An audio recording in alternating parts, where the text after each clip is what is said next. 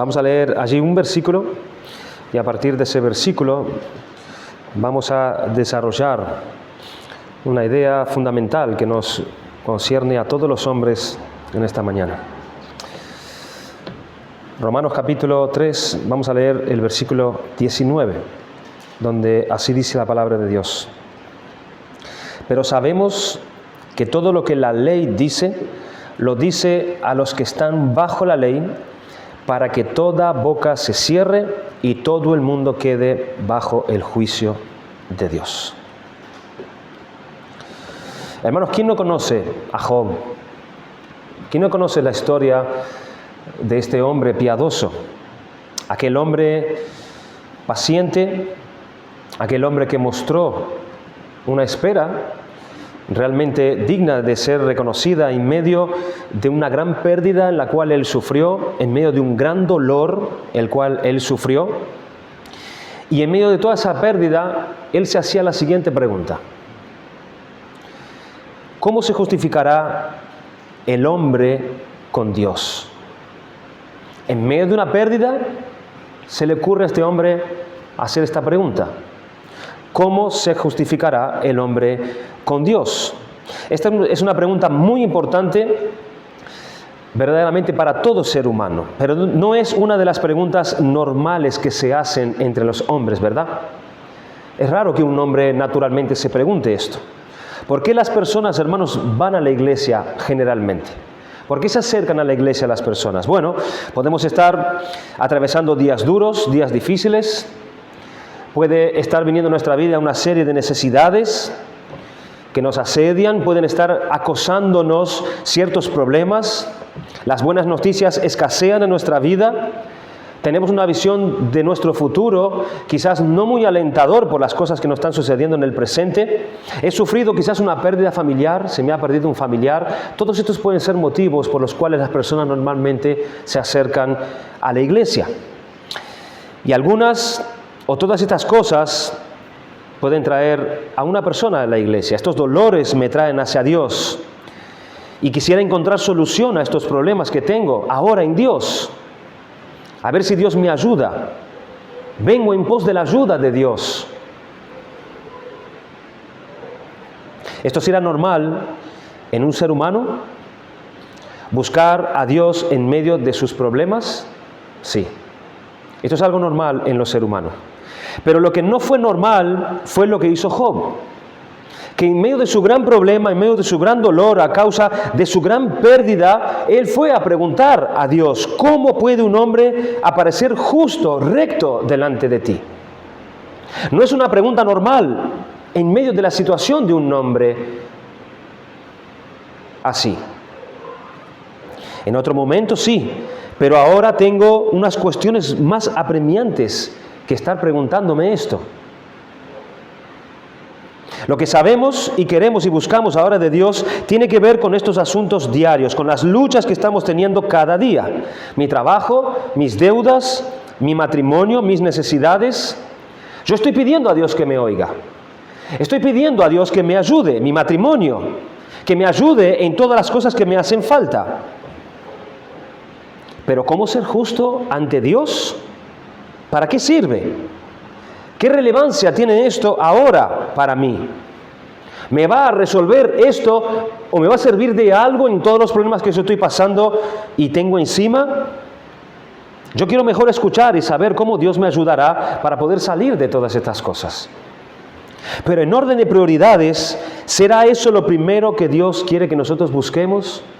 ¿Su ayuda en todas estas necesidades que podamos llegar a tener? ¿Cómo están los hombres delante de Dios? ¿Tus pecados han sido perdonados por Dios? ¿Cuándo? ¿Cómo? ¿En qué momento?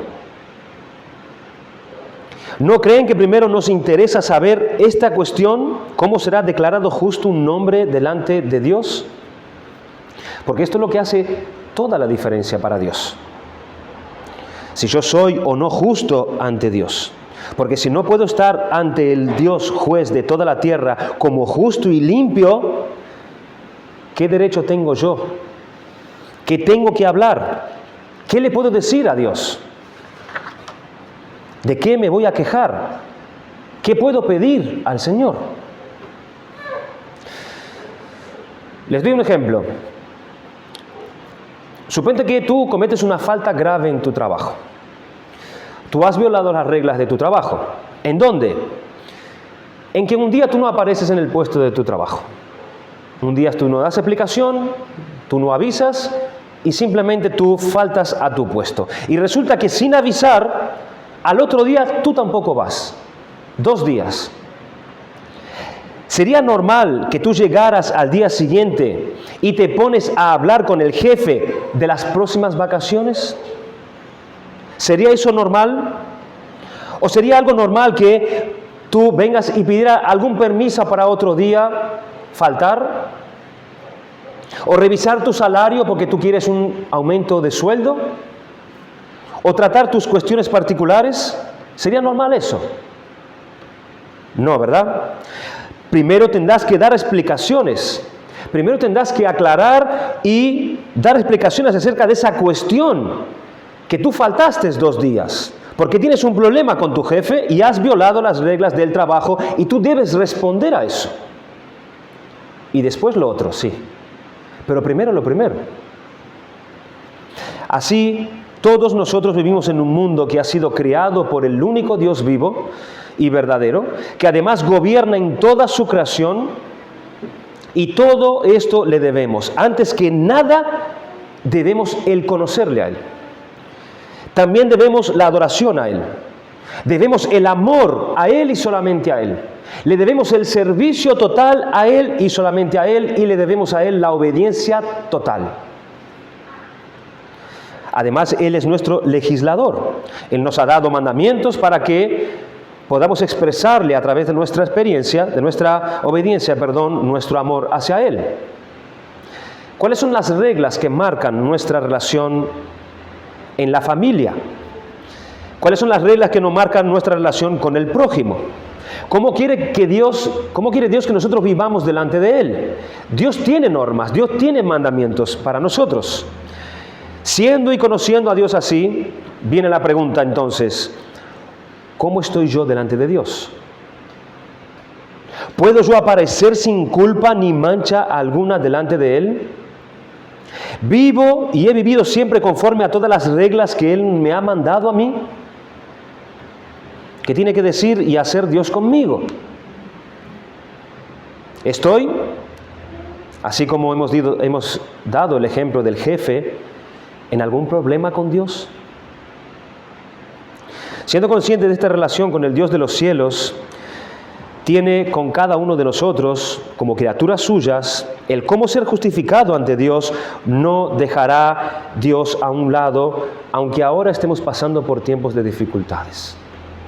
Dios no hará a un lado nuestra justificación.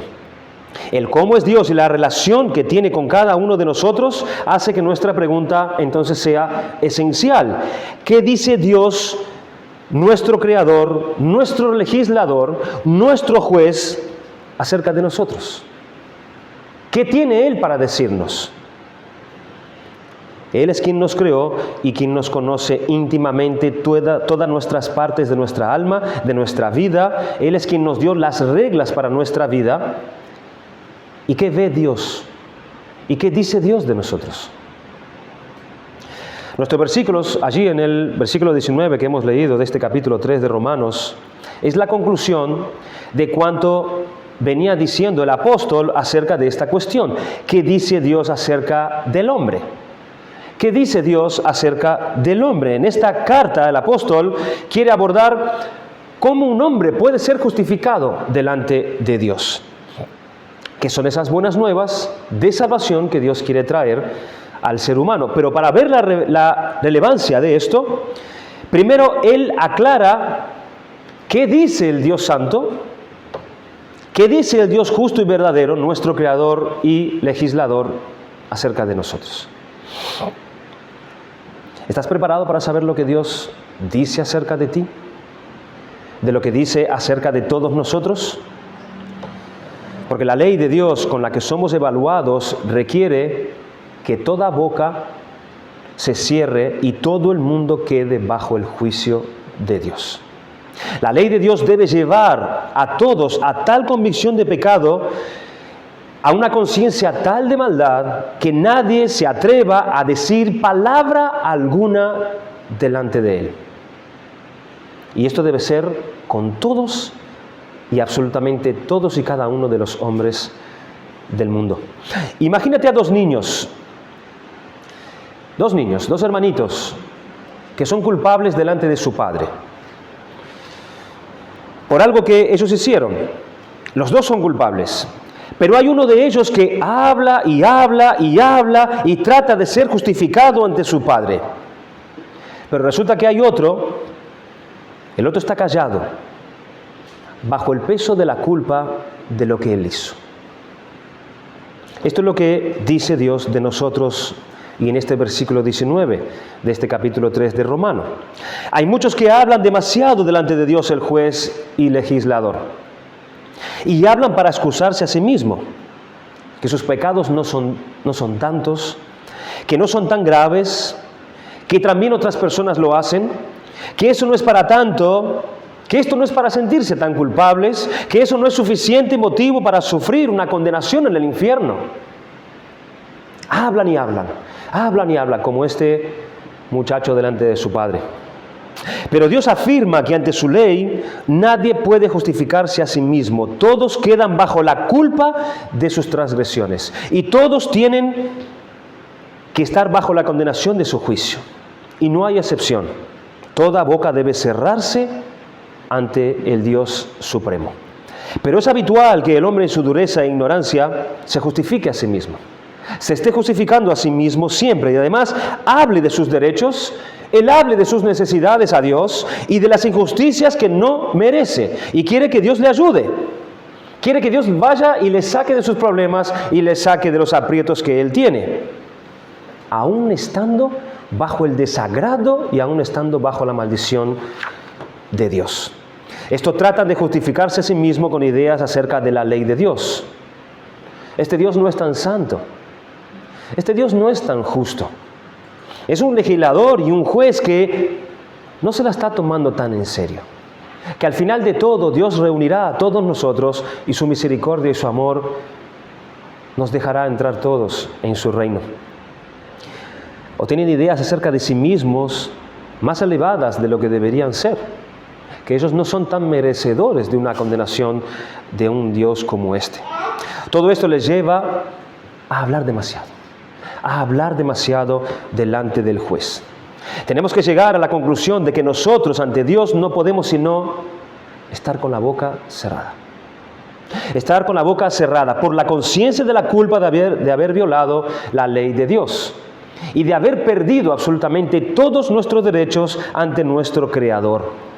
Nosotros no podemos esperar otra cosa, sino esa justa condenación por nuestros pecados, por este juez, sobre nuestras transgresiones. Esto es lo que el apóstol nos quiere mostrar en este versículo 9. Y anteriormente, él viene señalando a todos los hombres para llevarlos precisamente a este punto.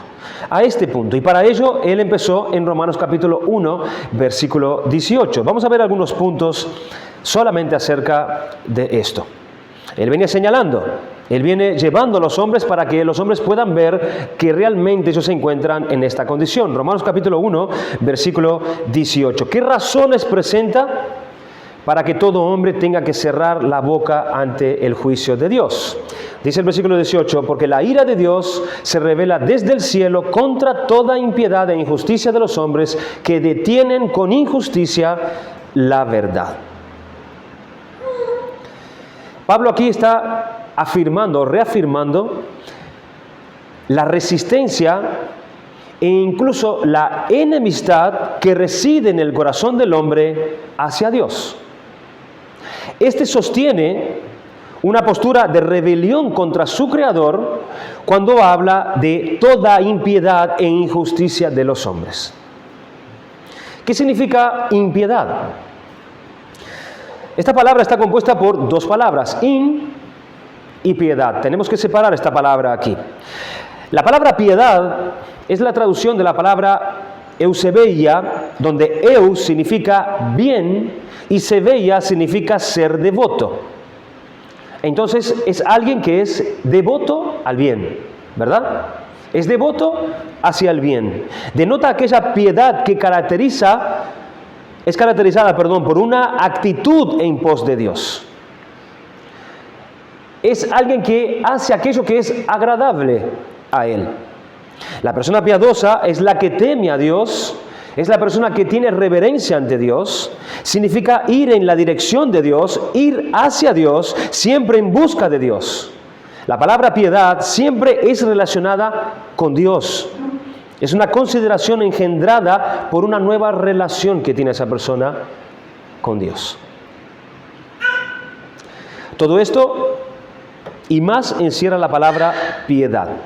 Pero cuando el apóstol habla de impiedad, de todos los hombres por la cual se revela la ira de Dios, es precisamente todo lo opuesto a piedad. Es maldad hacia Dios. Es un menosprecio hacia Dios. Es una actitud de desafío hacia las leyes de Dios y hacia la persona de Dios. Es irreverencia. Es oponerse y rebelarse a las demandas y voluntad de Dios. Si la piedad es ir en pos de Dios, la impiedad es alejarse de Dios y de todo lo que tenga que ver con Dios. Es no buscar a Dios. Es lo que dice el versículo 10 y 11 de ese capítulo 3. Como está escrito, no hay justo ni aun uno, no hay quien entienda, no hay quien busque a Dios. Esa es la impiedad. No hay quien busque a Dios. Pero alguien pudiera decir, ¿quién eres tú para decir que yo no he buscado a Dios en mi vida? ¿Quién eres tú para poder decir que yo no he buscado a Dios verdaderamente en mi vida? Pues no lo digo yo. Lo dice Dios. Lo dice Dios. Nos dice que la manera de Dios, a la manera de Dios, nadie lo busca. Nadie lo busca. Ni tú, ni nadie. Por el camino que Dios ha provisto, nadie lo busca. Nadie lo busca por ese camino. Nadie quiere ir a Dios por ese camino. Por eso no hay quien busque a Dios.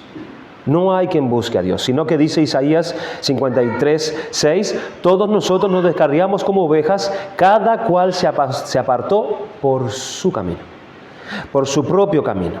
Esa es la impiedad de todos los hombres de la que habla el apóstol Pablo aquí. Es una postura que rehúsa la adoración que todo hombre debe a Dios, su creador. Amarlo como a ninguno. Porque Él nos hizo y nos ha dado todo lo que nosotros somos y tenemos. Y a Él debemos de servir. Pero el hombre en su impiedad, él ama a otras cosas, a otras criaturas antes que al Creador. Él adora a otras cosas más que a Dios. Y Dios describe a todos y cada uno de los hombres en esta condición ante Él. Todos son impíos. Todos están en impiedad delante de Dios. Nadie busca a Dios, sino todo lo contrario. Todo lo contrario. Y Dios espera que si alguno le cree, cierre su boca. Cierre su boca, se ponga de acuerdo con Él y se quede bajo su juicio. Y nadie debería basar su esperanza de ser aceptado por Dios en su propia bondad. ¿Saben por qué? Porque Dios dice que no hay quien haga lo bueno. No hay quien haga lo bueno. No hay ni siquiera uno. ¿Tú te creías bueno?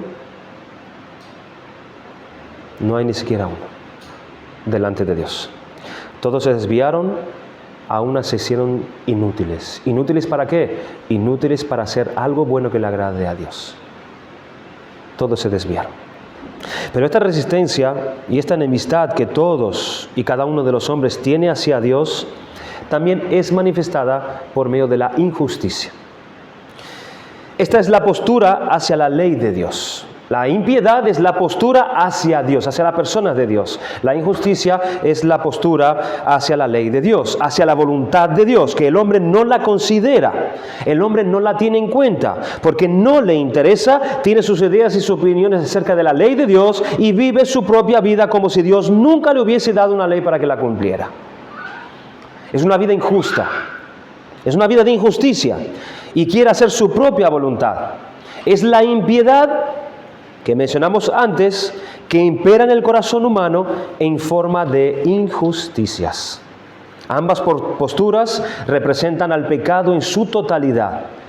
Ambas representan la rebelión total contra Dios. La primera ve al pecado como la falta de reverencia por Dios. La segunda como la falta de reverencia a sus ordenanzas y a su santa ley. Y la impiedad y la justicia de los hombres se revela de tal manera contra Dios que éstas pujan continuamente en detener la verdad de Dios. Los hombres constantemente tratan de suprimir la verdad por medio de su injusticia. Es el necio que trata constantemente de convencerse de que no hay Dios. Dios viene a nosotros precisamente a través de su verdad. Precisamente a través de su verdad, la verdad de la que habla la creación, por ejemplo, la que nos dice que nos da el anuncio que hay un Dios en el cielo, hacedor de todo lo que nosotros vemos. Y a este Dios nosotros debemos conocerlo, debemos adorarlo y debemos amarlo y servirlo. La creación nos llama a preguntarnos esto, pero nosotros detenemos esa verdad. O la verdad que Dios ha dejado en nuestro propio interior. La voz de nuestra conciencia, un emisario de Dios que nos recuerda lo que es recto y justo que nosotros hagamos, lo que está bien y lo que está mal, porque hay un Dios en los cielos. Pero aún sabiendo estas cosas, los hombres ni se molestan en tomar en serio esta verdad, ni en conocerla mejor. ¿Por qué? Porque la rebeldía, por la enemistad que reside en el corazón del hombre hacia Dios. Dice que la ira de Dios se revela desde el cielo contra todos los hombres, precisamente por ser los hombres así. ¿Qué se entiende por la ira de Dios? La ira de Dios aquí es su constante indignación hacia los hombres. Su constante indignación hacia los hombres, que difiere, por ejemplo, de su furia, que generalmente apunta a la dirección del enojo violento de repentinos arrebatos de cólera de Dios. Y Dios lo ha mostrado y se ha manifestado en esta ira varias veces en el Antiguo Testamento, por medio del diluvio, por ejemplo, por medio de la destrucción de Sodoma y Gomorra, por las plagas de Egipto, las copas de la ira de Dios, allí en Apocalipsis capítulo 16. Dios abriendo la tierra y tragándose a todos los hombres incrédulos delante de sí. Aquí no habla de esta ira. Dice que esta ira, esta indignación, se revela desde el cielo. Es desde el cielo. Lo que se quiere decir que estas manifestaciones de ira e indignación tienen su origen en el cielo. Viene de Dios. Viene del corazón de Dios hacia los hombres. Es Dios el que mora en los cielos quien descarga su ira sobre los perpetradores de impiedad e injusticia. Y cuando el Nuevo Testamento menciona la ira de Dios, se está indicando no solamente la indignación que Dios tiene de manera presente y continua sobre los hombres, sino también la manifestación final de la venganza de Dios. Miren lo que dice el versículo 26 de ese capítulo 1 de Romanos. Versículo 26 del capítulo 1 dice: por esto Dios los entregó a pasiones vergonzosas, pues aún sus mujeres cambiaron el uso natural por el que es contra naturaleza. Y de igual modo también los hombres, dejando el uso natural de la mujer, se encendieron en su lascivia unos con otros, cometiendo hechos vergonzosos hombres con hombres y recibiendo en sí mismo la retribución debida a su extravío. Aquí el apóstol, a esa enemistad, a esa rebeldía que tiene el hombre hacia Dios, ahora él le añade la deformidad del alma humana. La deformidad del alma humana. Cuando nos creó Dios, Dios nos dio una forma, ¿verdad? El ser imagen y semejanza de Él. Esto quiere decir que nuestra alma, nuestros pensamientos y así nuestra vida reflejaban el orden, la armonía y la belleza de nuestro Creador. Donde los pensamientos se complacían en la verdad y en la justicia, la voluntad se inclinaba a seguirla y los afectos deseaban tales cosas. Y la conciencia era tomada constantemente en serio en cuanto a lo malo y lo bueno. Pero qué lío y desorden hay ahora en el alma humana, ¿verdad? Cómo todo eso se ha deformado y la imagen de Dios se ha difuminado en el hombre. Hombres que parecen animales, hombres que parecen fieras, hombres que devoran a sus hijos, hijos que devoran a sus padres. Otros parece increíble que sean tan maliciosos, tan obcecados, orgullosos y mentirosos. Ese es el corazón del hombre a causa del pecado, la deformidad del alma humana en su totalidad. Aquí el apóstol menciona pasiones vergonzosas que mueven a los hombres con pecados sexuales.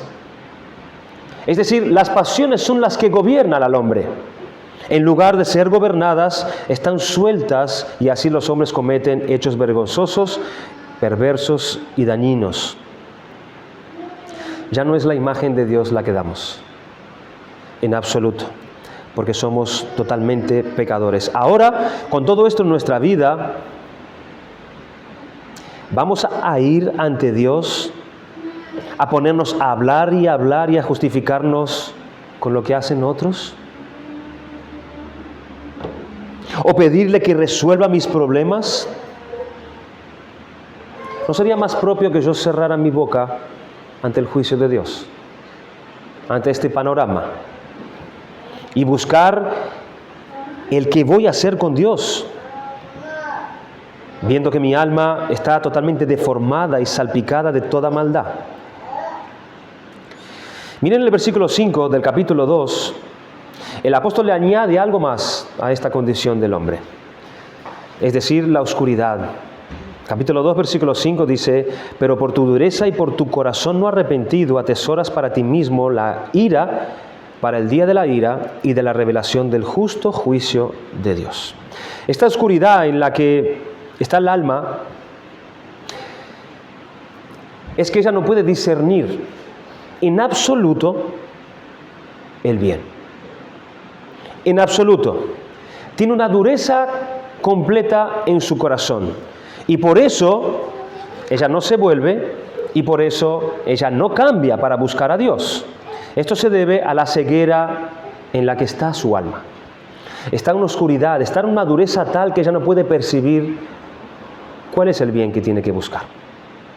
Allí por un lado en el versículo 3 dice que juzgan a otros. Tú que juzgas a los que tal hacen y haces lo mismo, que tú escaparás del juicio de Dios. Ellos ven y pueden dictaminar el desvío. Ellos pueden ver la maldad en otros, las condenan, pero haciendo algo parecido, ellos ni se juzgan ni se condenan a sí mismos. Está nublado su entendimiento, porque aplicando el juicio contra otro, por su propia boca ellos se condenan. Lo pueden ver en otros, pero están tan duros que es imposible que lo vean en sí mismo. Dice el versículo 4, otro aspecto de esas tinieblas de su alma. Dice: o menosprecias las riquezas de su benignidad, paciencia y longanimidad, ignorando que su benignidad te guía al arrepentimiento.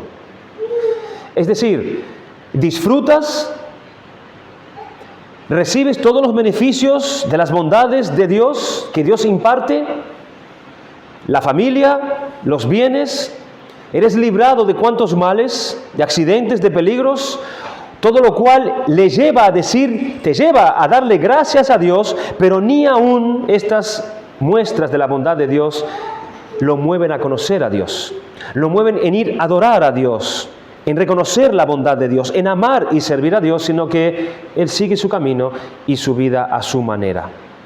Son las tinieblas de su alma. ¿Nunca has predicado a alguien así? Personas que son capaces de reconocer la bondad de Dios en sus vidas todo el tiempo, pero no se vuelven a Dios. no se vuelven a preguntar qué es lo que Dios quiere. Es la oscuridad, es la dureza total del corazón. Es la ceguera de un corazón duro que hace que vaya apilando ira sobre ira. La reacción de la justicia de Dios contra el pecado.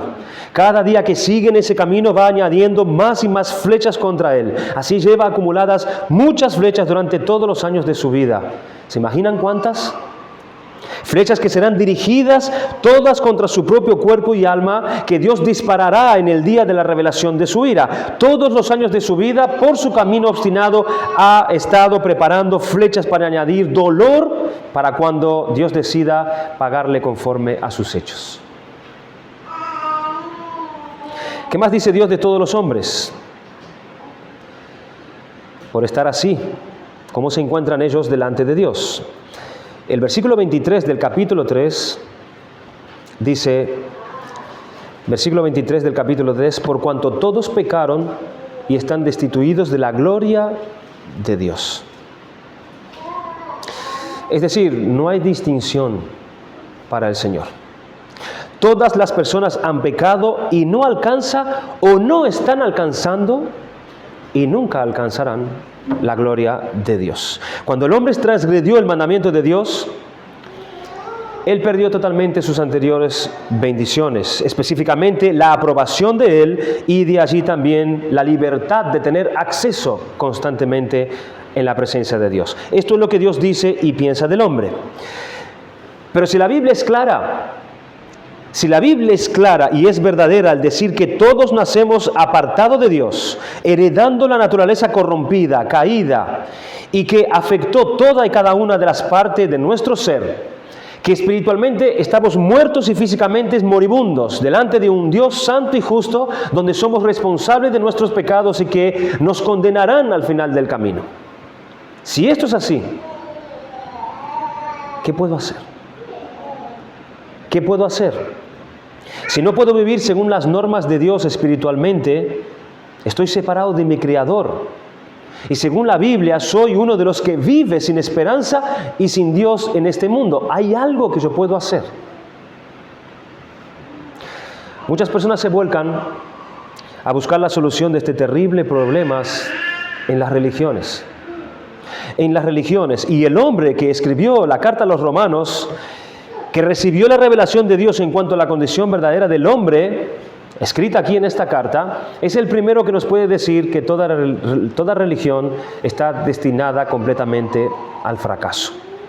Pablo era un hombre que vivía para su religión.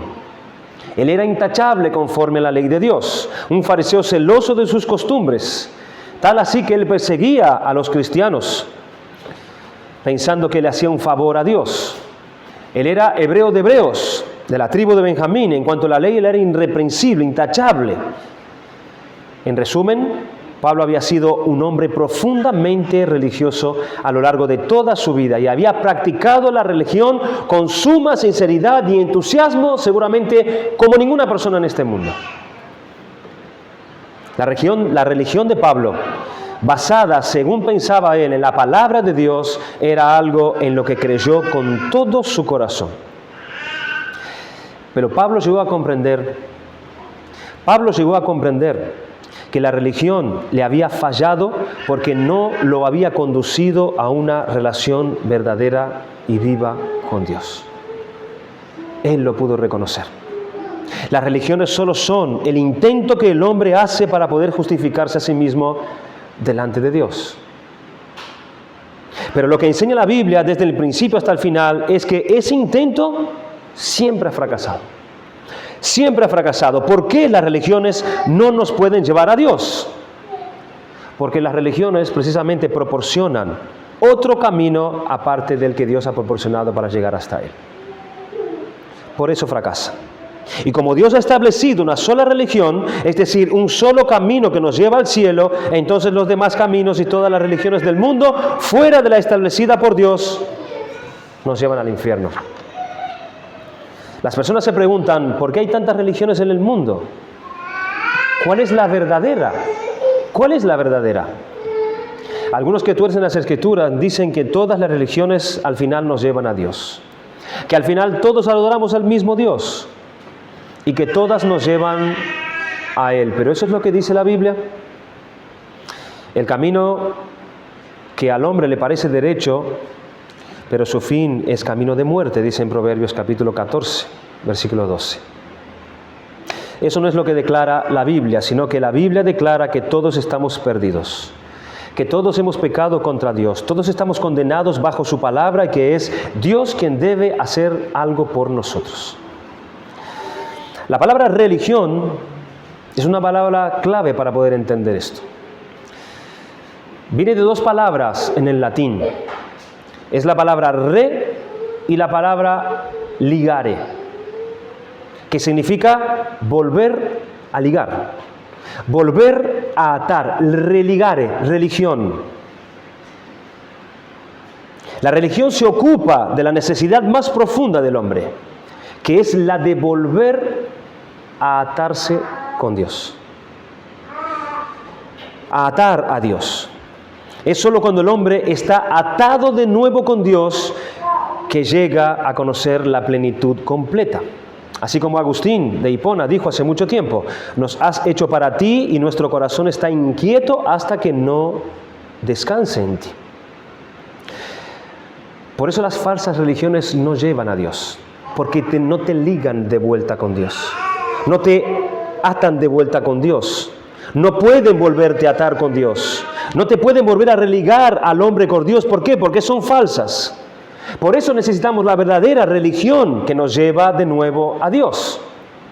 El apóstol Santiago dijo algo de esto en el capítulo 1, versículos 26 y 27. Él dijo: si alguno se cree religioso entre vosotros y no refrena su lengua, sino que engaña su corazón, la religión del tal es vana. La religión pura y sin mancha delante de Dios el Padre es esta: visitar a los huérfanos y a las viudas en sus tribulaciones y guardarse sin mancha delante del mundo. Necesitaríamos por lo menos 3 mensajes para poder desglosar todo lo que dice aquí el apóstol Santiago. Pero en forma de resumen, aquí Santiago utiliza este término a propósito para contrastar aquello que es irreal y engañoso con la religión pura, que consiste en visitar a los huérfanos y a las viudas en sus tribulaciones y en mantenerse sin mancha del mundo. Es claro que Santiago aquí no está firmando que estos oficios o estas dos cosas que él nombra aquí sean la suma total de la verdadera religión, ni tampoco lo esencial, sino que declara que ellos son el cuerpo de lo que es la piedad y el amor hacia Dios. La Biblia nos enseña un tipo de vida que es del agrado de Dios y de nuestro prójimo. Por eso, la religión pura y sin mácula delante de Dios, el Padre, se resume en visitar a los huérfanos y a las viudas en sus tribulaciones, que es la expresión del amor a Dios, es la expresión del amor hacia el prójimo, y guardarse sin mancha del mundo, es decir, una vida de santidad delante de Dios. En eso se resume la religión: el amor hacia Dios, el amor hacia el prójimo y una vida santa delante de Él. Esa es la verdadera religión, dice Santiago. Si no podemos ser aceptos por Dios por nuestras propias obras, ni podemos volver a unirnos a Dios a través de nuestras vanas religiones que terminan siendo un fracaso, ¿de qué manera entonces somos reconciliados con Dios? Voy a leer estos versículos que el apóstol Pablo nos da allí en este capítulo 3 para poder definir cuál es el camino establecido por Dios para que volvamos a unirnos a Él. Dice el versículo 21, pero ahora, aparte de la ley, se ha manifestado la justicia de Dios testificada por la ley y por los profetas. La justicia de Dios por medio de la fe en Jesucristo para todos los que creen en Él. Porque no hay diferencia, por cuanto todos pecaron y están destituidos de la gloria de Dios, siendo justificados gratuitamente por su gracia, mediante la redención que es en Cristo, a quien Dios puso como propiciación por medio de la fe en su sangre, para manifestar su justicia, a causa de haber pasado por alto en su paciencia los pecados pasados, con la mira de manifestar en este tiempo su justicia, a fin de que Él sea el justo y el que justifica al que es de la fe de Jesús. Es imposible que podamos exponer estos versículos en este tiempo, pero oscura y lúgubre es la condición del hombre. Esta oscuridad y desesperanza es inconmensurable y universal, porque lo abarca absolutamente todo. Y ante este panorama, de repente, brilla una luz. Brilla una luz. Y esta luz, este rayo de luz, no viene desde abajo, sino que viene desde arriba. Viene desde arriba. Es una justicia de Dios, dice. Porque es Él quien viene a rescatarnos. Es Él quien condesciende a salvar a los que se habían hecho totalmente indignos de ser salvados. Y por ser Dios, Él hace esto, por supuesto, sin sacrificar su justicia, ni tampoco retirar, ni disminuir un ápice de la demanda de su ley. Esta es la luz de su glorioso evangelio. ¿Y por qué Dios hizo esto? Es un misterio que nunca, hermanos, llegaremos a entender plenamente. Pero tal fue su amor, infinito e incomprensible. Allá en aquel silencioso receso de la eternidad, el trino Dios decidió librar al hombre del más grande mal y ponerle en posesión del mayor grande bien. Una justicia de Dios le ha sido revelada. Le ha sido revelada, que de ningún modo puede ser obtenida por medio de la obediencia de los hombres a la ley de Dios. Es una justicia atestiguada por la ley y por los profetas. No es de ahora, ya es antigua. Es una justicia que se revela al hombre solo a través de la fe. Y esta justicia es concedida a todos aquellos y solamente a aquellos que ponen en acción su fe solo en la persona del Hijo de Dios, al Señor Jesucristo. No importa que la persona sea rica, no importa que sea pobre, joven, anciana, varón o mujer, educada o sin educación, judía o gentil, no importa la nacionalidad. Todos necesitan esta justicia y solamente pueden obtenerla por medio de la fe en el Salvador, en quien y por medio de quien el Trino Dios se revela, siendo justificados gratuitamente por su gracia por medio de la redención lograda en Cristo Jesús. Es gratuita. Es gratuita, sin la más mínima obra, cero ayuda, cero colaboración. Es una obra solo de Dios, sin esfuerzo humano, puramente y exclusivamente a través de los méritos de su amado Hijo Jesucristo.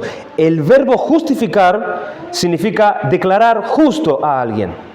Y la justificación puede ser definida como ese misericordioso acto de Dios por el cual solamente en base a la obra mediadora realizada por Cristo, Él declara al pecador justo y este último acepta entonces este beneficio en su corazón creyente. La justificación es un asunto de imputación, es decir, de poner en cuenta de tal. La culpa del pecador le es imputada a Cristo, es decir, le es puesta en la cuenta de Cristo. Y la justicia de Cristo le es imputada o puesta en la cuenta del pecador. Es totalmente gratuito, es decir, un regalo de Dios. Es como una justicia que el hombre perdió y que ya no le es posible alcanzar, entonces tiene que venir Dios a dársela, a concedérsela, de manera gratuita, por pura gracia. El hombre no puede ganársela, él solo la puede aceptar como un don, a través de la fe. Gracia es el amor de Dios dirigido hacia el culpable. Así que, gratuitamente y por su gracia son dos cosas que van juntas. Van juntas. Por supuesto que para el pecador es gratuito, porque no podía ser de otra manera, ¿verdad? Pero para Dios fue esto gratuito. A Dios no le costó nada mantener en alto su propia justicia y salvar al hombre al mismo tiempo. Por supuesto que no. A Dios le costó algo infinitamente caro. Nada más y nada menos que la vida de su Hijo, de su único Hijo, Jesucristo, en sacrificio por nuestras maldades. El sacrificio de Cristo, el único sacrificio que aplaca la ira de Dios, que liberta al hombre de la culpa y de la condenación de sus pecados. El único sacrificio que Dios acepta, que es aceptado por el Dios Supremo para que el pago de la deuda del hombre por su impiedad y justicia sea hecha. Horacio Bonar escribió: nadie ha sido salvado jamás ni alcanzará la celestial gloria eterna por medio de las obras, ni del esfuerzo humano o de sus logros. Ni lo que mis manos han obrado puede mi culpable alma salvar, ni lo que mi pobre carne ha sufrido puede mi espíritu sanar, ni mis sentimientos y mis acciones la paz con Dios me pueden dar, ni mis lágrimas, suspiros u oraciones pueden mi pesada carga soportar. Tu gracia sola, oh Dios, tu perdón me puede hablar. Solo tu poder, oh Hijo de Dios, puede mi cruel cadena quebrantar. Solo tu obra, la genuina obra, solo tu sangre servirá. Solo aquella fuerza que es divina con seguridad me podrá sostener.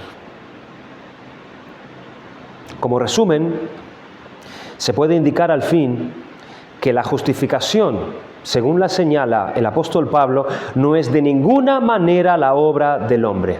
Por el contrario, ella es don de Dios, producto de su gracia gratuita, y es lo opuesto a la condenación. Lo opuesto a la condenación. Entonces, hermanos, entendiendo lo que el hombre es para Dios, vamos a ir ante Él en busca de otras cosas. Qué absurdo, ¿verdad? Vamos a ir ante Él en busca de cosas temporales y pasajeras. Vamos a ir ante Él justificándonos a nosotros mismos con muchas palabras y pensando lo malo que son los demás. Mira todo el arsenal de flecha que has acumulado por tu maldad. ¿Cuánto has hecho contra Dios y su ley a lo largo de todos los años de tu vida? En esta condición en la que se encuentra todo hombre, ¿cuál es la cuestión más importante? Pues lo que dice el Evangelio. Nuestra pregunta del principio, esa que muchos creen que no les toca a ellos y que no es importante para ellos. ¿Cómo un hombre podrá ser considerado justo delante de Dios? La única forma que ninguna de estas flechas te alcance es: Dios te tiene que declarar justo. Dios te tiene que declarar justo. No hay otra forma de librarse de ese arsenal preparado y acumulado durante tanto tiempo en tu vida. Necesitamos ser aceptos por Dios, a través y únicamente de la persona de su amado Hijo. ¿Habrá algo más liberador para un hombre que ha llegado a saber esta realidad y vivir bajo la convicción de su alma y condenación que saber cómo podría ser declarado justo ante Dios? ¿Hay algo mejor que esto? ¿Más liberador que esto? Dios ha buscado una fórmula para que Él, siendo justo, sea el que nos justifique por Cristo. La justificación que es solamente por la fe. Así, solo así, es que podré acercarme a Dios y estar confiado ante Él y esperar su ayuda y su bendición. Buscar primeramente el reino de Dios y su justicia, dijo el Señor Jesucristo. Y todas las demás cosas os serán añadidas. Pero ¿qué es lo primordial? La relación con Dios, la cercanía a Dios, el reino de Dios. Hermano, que es necesario tener estas ideas claras y vivas acerca del hombre y lo que Dios piensa de cada uno. ¿Para qué? Para poder predicar el Evangelio correctamente, para poder traer esta luz a los hombres, para poder traer esta verdadera condición en la que los hombres se encuentran delante de Dios, pero no de una manera condenatoria, sino de una manera, como decía Pablo, implorando a los hombres que vuelvan a Dios. Debemos conocer esta condición del hombre. No decir que Dios ama a los hombres, Dios no ama a los hombres. Dios está indignado con los hombres y la ira de Él está sobre todos los hombres. El hombre necesita el amor de Dios, que es diferente. Dios está indignado.